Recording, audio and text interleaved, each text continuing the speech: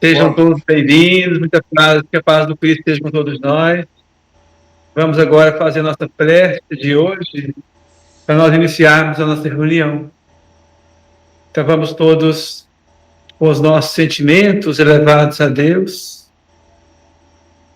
Vamos serenando nosso pensamento, serenando nossos sentimentos, mentalizando a figura amada de Jesus, expressando em nossos corações muita gratidão.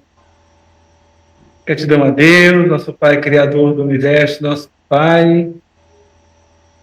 Gratidão a Jesus, nosso guia e modelo, nosso mestre. Gratidão aos amigos espirituais que nos auxiliam sempre. Gratidão a todos os nossos irmãos, companheiros de caminhada. Que Jesus nos abençoe sempre, que essa luz que está sendo derramada aqui sobre nós, sobre essa casa espírita, possa ser derramada no lar de cada um dos nossos irmãos que estão presentes e os que estão também à distância, que estão pelo aplicativo. Que Deus possa abençoar cada um, encaminhando o Espírito amoroso, o Espírito do bem, o missionário de Cristo, para visitar cada lar, harmonizando a família, levando paz e muito amor aos corações de cada um dos nossos irmãos. Que a tua paz, Jesus, seja com todos, ilumine cada um de nós, encarnados e desencarnados, todos nós e todos aqueles com os quais nós entramos em sintonia, encarnados e desencarnados. Que Jesus nos abençoe sempre e que assim seja. Bem, meus irmãos, então hoje nós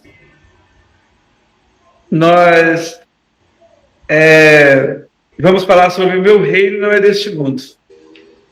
Boa noite, Alane, boa noite, Divina, boa noite, Célia, sejam todos bem-vindos.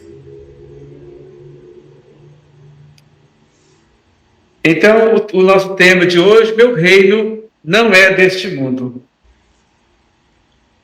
Em João, capítulo 18, versículos de 33 a 36, e também o 37, João narra o seguinte: Pilatos, entrando de novo no palácio, chamou Jesus e perguntou: Você é o rei dos judeus? Jesus respondeu: Meu reino não é deste mundo. Se o meu reino fosse deste mundo, certamente meus seguidores teriam lutado para que eu não caísse nas mãos dos judeus. Mas, por enquanto, meu reino ainda não é daqui. E Pilatos lhe perguntou: Então você é rei? E Jesus respondeu: Você está dizendo que eu sou rei. Eu nasci e vim a este mundo para dar testemunho da verdade. E todo aquele que segue a verdade ouve a minha voz. Então, esse trecho, no confronto do Pilatos com Jesus, é questionado se Jesus era o rei. Aí Jesus, ele não declarou que não, né? Porque meu reino não é deste mundo. Meu reino não é deste mundo. Porque, na verdade, ele é, sim, rei. Mas uma coisa interessante, que eu tenho sempre observado, discutido bastante, é que, mesmo dentre os seguidores de Jesus, da época dele, que ele veio há 2000 anos atrás, quando ele esteve aqui, a maioria não entenderam ele ainda. Lembra que no Antigo Testamento, quando se falava do Messias que viria, eles falavam que esse Messias viria para estabelecer a supremacia do povo de Israel. As pessoas entendiam que essa supremacia era forças bélicas, por meio de espadas, por meio de sangue, por meio da força, da violência. Eles achavam isso. Esperava um rei que assumisse o reinado de Israel e vencesse Roma e assumisse todo o Império Romano. Quer dizer, Israel massacrasse o povo romano. Eles queriam isso. Por isso esperava esse rei. Só que Jesus, quando ele fala, meu reino ainda não é daqui, ele justamente quer mostrar para nós que o reino dele é o reino de amor, é o reino de luz, é o reino de paz, é o reino onde prevalece o amor. Então esse reinado dele ainda não era, embora ele já governasse todo o nosso planeta, porque ele foi o fundador. Ele foi o diretor da fundação do planeta há alguns bilhões de anos atrás. Então ele realmente governa o planeta. Não é só Israel, não é só o povo judeu, mas ele governa o planeta há muitos milhões, ou seja, bilhões de anos, porque desde a fundação ele já é o seu governador. Então ele governa o planeta há muito tempo. Então ele é o rei dos reis mesmo, porque ele manda, ele é o responsável legal abaixo de Deus, ele é o responsável legal pelo planeta. Só que a gente espera violência. Então, quando a gente quer um rei, a gente espera um rei violento. E ele era amor. Ele é amor. Por isso, nós não conseguimos entendê-lo. Então, nós temos duas perspectivas nesse encontro de Pilatos com Jesus. Primeiro, a perspectiva de Pilatos, que era poder terreno, imediatismo, materialismo. Então, olha, poder terreno, força bélica, resultados dessa força bélica imediata, mas baseado no materialismo. E a outra perspectiva é de Jesus, que nos apresenta a perspectiva da vida futura e da imortalidade, que é a visão do amor, que nos recomenda que nós devemos trabalhar visando nosso futuro, nossa vida futura, não da terra, mas a vida espiritual principalmente. Então Jesus, nesse diálogo, ele esclarece que a verdadeira vida não está na terra, mas no reino dos céus, ou na paz espiritual. E quer mostrar para nós que a nossa vida verdadeira não é a principal vida, não é essa que apresenta, porque ela é apenas transitória. Ela não é a vida real. Ela é transitória, não é a vida permanente. Essa do corpo. Porque esse corpo nosso, com dias, meses, anos, décadas, ele vai morrer. Ele vai desaparecer. E ele mostra, então, que a verdadeira vida o verdadeiro reino, então, está na vida espiritual. E ele ainda diz que, por enquanto, a terra ainda não pertence ao meu reino. A terra ainda. Quando ele fala ainda, esse ainda é o conectivo que já nos mostra uma coisa interessante. Quando ele fala, o meu reino ainda não é daqui. Quando fala que ainda não, ele quer dizer que será. Não quer mostrar que será. Então a terra será ainda reino de Jesus. Porque com o passar dos séculos, os habitantes da terra vão começar a ser melhores. Né? Nós, humanos, vamos começar a ser melhores e vamos caminhar na evolução espiritual. E vamos abraçar o amor que ele nos recomendou. Então, a missão de Jesus é testemunhar a verdade. verdadeira vida na parte espiritual. Terra, essa passagem, terra é por um momento, por uns tempos pequenos, né? Quando Pilatos apresentava Jesus, então apresentando Cristo à multidão, Pilatos não designava um triunfador terrestre. Por que não? Porque mesmo Jesus traído, não se rebelara, ele não revoltou hora nenhuma quando ele foi traído. Quando ele foi preso, ele exerceu a paciência. Ele não forçou a barra a hora nenhuma. Quando ele foi humilhado, não se entregou a revide, não revidou nada da humilhação dele. Quando ele foi esquecido pelos próprios seguidores dele, não se confiou à revolta. Quando ele foi escarnecido, lá com a coroa de espinho, ele desculpou aquelas pessoas.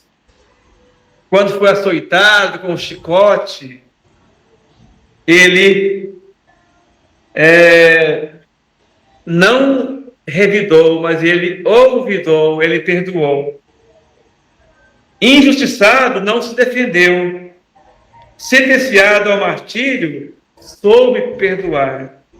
Crucificado, voltaria à convivência dos mesmos discípulos e beneficiar os que haviam abandonado para soerguer-lhes a esperança. Esse trechinho aqui, quem nos mostra isso é o Emmanuel, no livro Fonte Viva.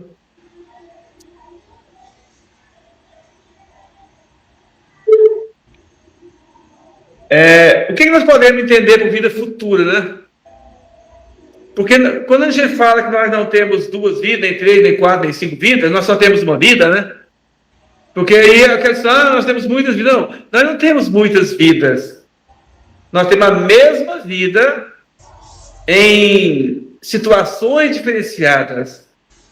Por exemplo, nós estamos aqui vivendo encarnados. Daqui a algum tempo,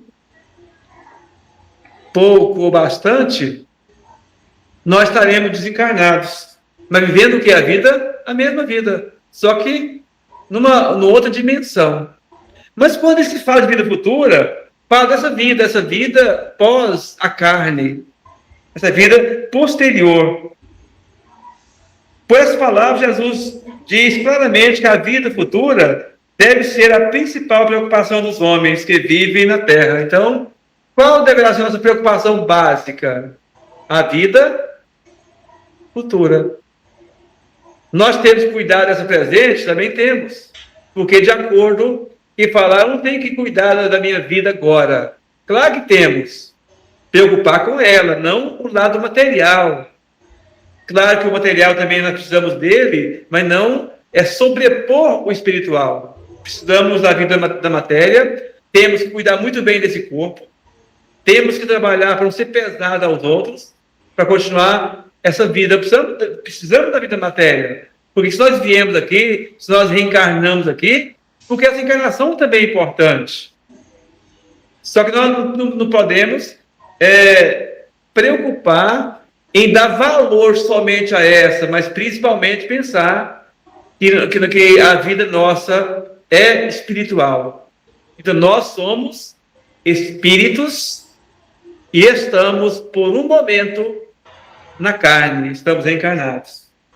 Se a vida futura, a maioria dos seus ensinamentos morais não teriam nenhuma razão de ser. Porque Jesus, quando ele fala da vida futura, ele fala da vida espiritual. Ele não fala da vida material. Então, todas as parábolas e passagens falam de julgamentos e de avaliações cujos resultados serão alegrias ou ranger de dentes. Tudo isso ele está falando do futuro. Está falando do futuro. Está falando da vida espiritual. A vida futura deve ser considerada o principal ensinamento de Jesus. Ela deve ser meta de todos os homens. Então, a vida futura deve ser o nosso ponto de partida, o nosso objetivo. Por que disso? Porque todos nós chegaremos lá. Todos nós vamos partir para... Nós estaremos no futuro. Agora, esse futuro poderá ser tenebroso ou poderá ser melhor de acordo com a nosso trabalho aqui, de acordo com nossa caminhada aqui na Terra, de acordo com o nosso trabalho aqui na Terra. Somente a continuação da vida pode explicar as grandes diferenças que existem entre homens na Terra, fazer com que a justiça de Deus se cumpra ao longo do tempo. Então, essa continuação da vida é a justiça de Deus. Imagine bem se só existisse esse nosso tempo de encarnado aqui. Alguns meses, alguns anos, que alguns vivem semanas, dia, até criancinha que vive dia, né? Depois que nasce, vive um dia, 2 dias, outros vivem meses, outros 1 ano, 2 anos, 10 anos, 15 anos, outros vivem 80, 90 anos, 100 anos, mas isso é uma quantidade menor.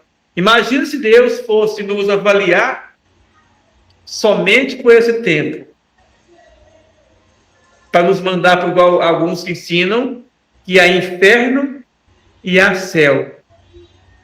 Qual a base de Deus de nos condenar ao inferno ou de nos levar para o céu? Até porque muitos não têm nem tempo, né? Alguns vivem um dia. Qual o tempo que esse espírito que reencarnou viveu um dia, ele terá para ser avaliado, julgado? Não, esse vai para o céu. E aquele que viveu 90 anos vai para o inferno, por exemplo? Qual que seria a base de Deus para fazer esse julgamento, né? Então, aí a vida futura continua, né? Então, a vida, ela continua. Nós sabemos que nós somos seres não eternos, que eterno é aquele que não tem começo nem fim, só Deus. Mas nós somos seres imortais, espíritos imortais, que tivemos começo, mas não teremos fim. Vamos fazer uma caminhada longa, e essa caminhada longa de N encarnações, e com o passar do tempo, vamos melhorando cada dia, vamos modificando nosso caráter e nos transformando e sendo, no final das contas, espíritos iluminados. Os judeus não compreendiam muito bem a vida futura e acreditavam que os anjos eram seres privilegiados da criação. Então, para os judeus, os anjos eram seres de Deus e criou anjo já. O Espiritismo, por meio de Allan Kardec, os espíritos, vieram nos mostrar que Deus não dá privilégio. Todos os espíritos iluminados, eles começaram simples, como nós começamos. Começaram com as mesmas dificuldades que nós começamos, só que por meio de N encarnações, eles foram se corrigindo e adquirindo luz e transformando-se em anjos. Por isso, tem aquela musiquinha que fala: um dia todos nós seremos anjos. É a coisa mais verdadeira. Todos nós um dia seremos anjos. Custe milhões de anos, mas um dia todos nós seremos anjos, porque Deus não fez nenhuma de suas criaturas para se perder.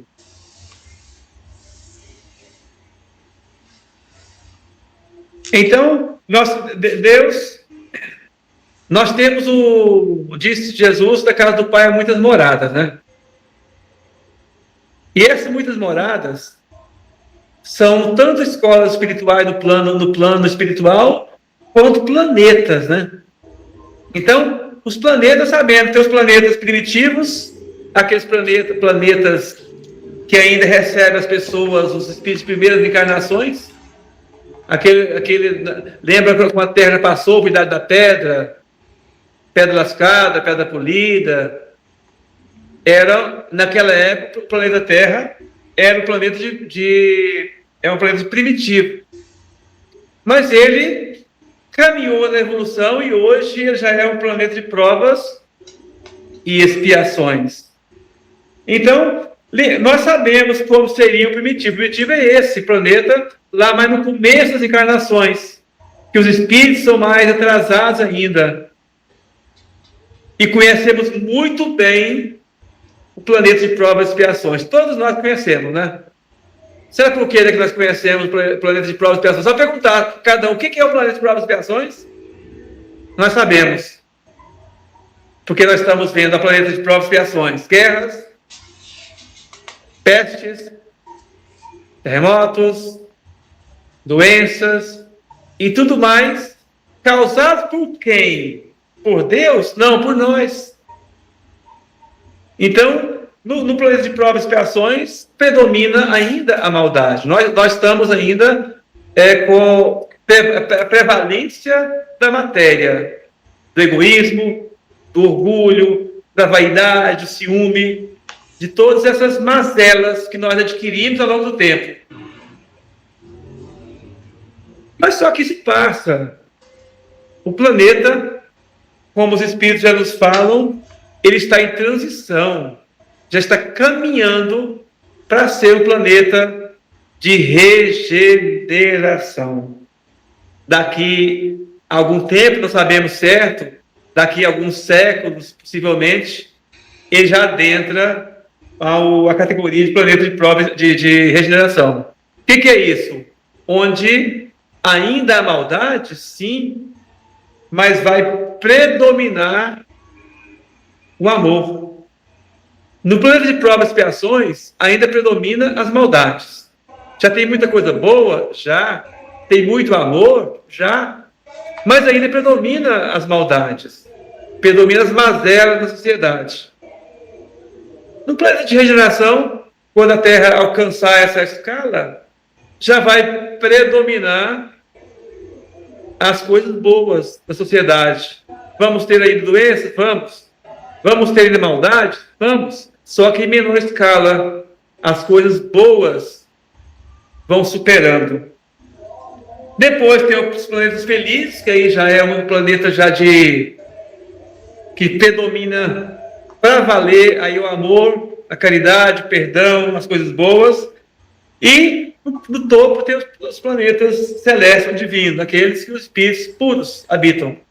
Aí já não há mais nenhuma mazela, nenhuma doença, não há nenhuma forma de enfermidade, e já são espíritos totalmente puros, espíritos divinos. Através de Jesus, aprendemos e entendemos que as reencarnações, desde o início, são experiências que nos possibilitam a evolução.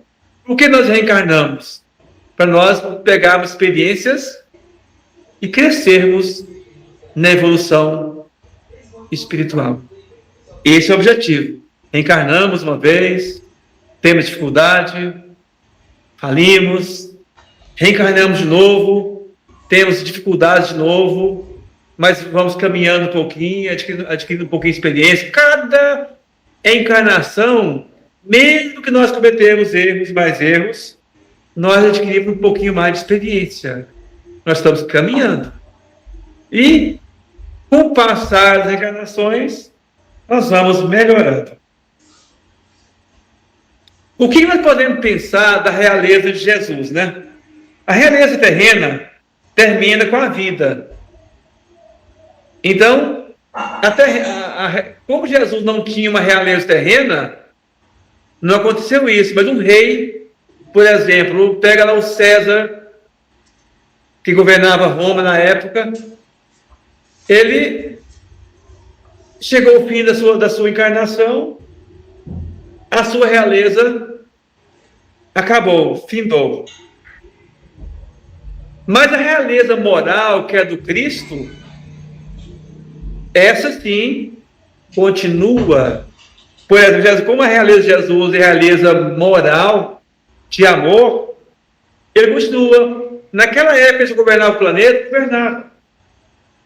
E continua governando. Só que nós, habitantes da Terra, que não fazemos por onde merecer e atribuir Jesus como sendo o rei moral do nosso planeta ainda. Mas ele governa o planeta.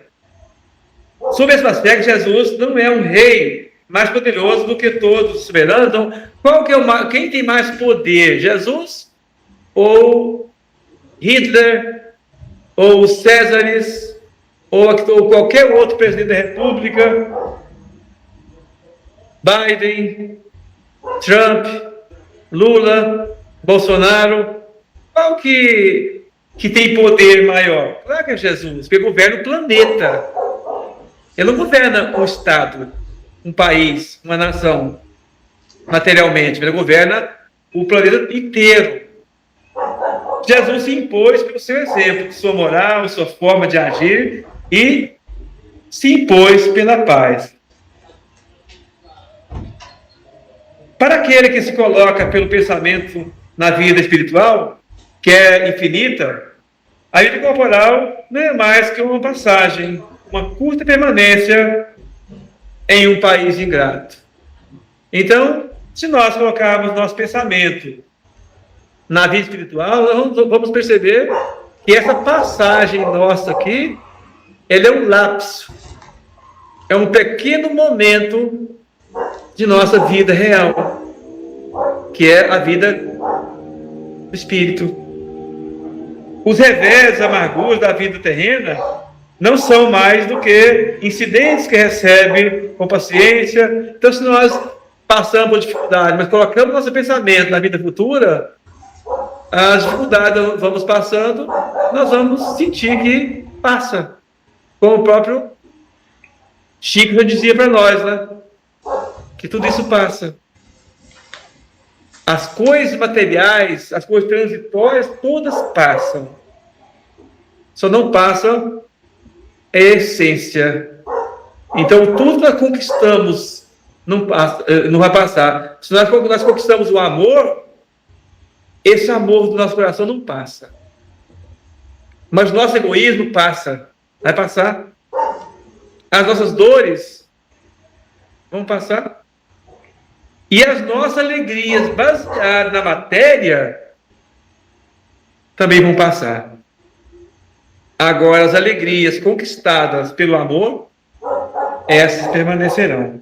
Quando o homem não tem certeza da vida futura, concentra todo o seu pensamento na vida terrena. Aí que é o problema. Quando nós não acreditamos na vida futura, nós apostamos tudo na terra. Por mais que a pessoa seja bilionário, trilionário, essa pessoa que seja trilionária, bilionária, ela vai perceber que isso não é nada. Porque ela consegue 1 milhão, tá pouco. Ela consegue 1 bilhão, pouco. Ela consegue 1 trilhão. E ela vê que isso, no final das contas, não te dá felicidade. Por isso nós percebemos quantas pessoas ricas, bonitas, com uma condição social maravilhosa, rodeadas de pessoas boas e que estão se suicidando com dinheiro, com posição, com beleza, com saúde, estão se suicidando porque a vida material não nos dá felicidade. O que dá felicidade a nós é a nossa vida espiritual. Daí se segue que a importância dada aos bens terrenos está sempre em razão inversa da fé na vida futura. Quanto mais nós damos valor às coisas da matéria, mais nós temos dificuldade em conquistar a nossa felicidade. Era isso. Que Deus ilumine todos nós, que possamos ter uma noite maravilhosa, uma semana maravilhosa. E agora agradeço muito a presença de cada um e que Deus possa iluminar todos. E passo a palavra ao nosso irmão de bom, que vai dar continuidade com o Passo de Santo. Fique com Deus. Gratidão, seu Maurício, pelas palavras, pelos ensinamentos. Boa noite a todas, a todos. Dona Diva, seja bem-vinda. Seu João Marcelino, Dona Divina, Alane, Deusa, Juscelia, estejam todos bem-vindos. E agora vamos encaminhar então para a nossa radiação, né, nossa oração.